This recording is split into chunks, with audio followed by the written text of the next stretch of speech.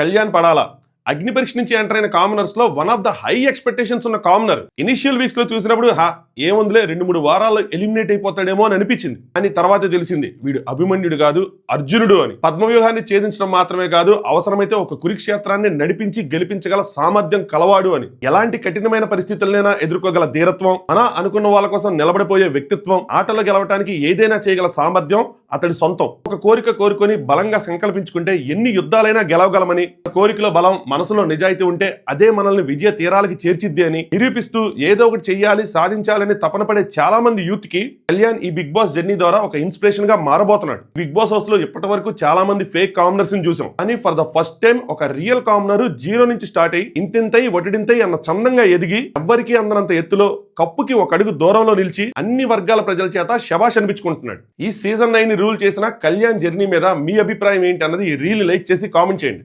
Episode review link బయోలో ఉంది, అలాగే బ్రాడ్కాస్ట్ ఛానల్ కూడా ఉంది. Please do watch it. Bigg Boss updates and reviews కోసం ఈ పేజ్ ని ఫాలో కొట్టండి.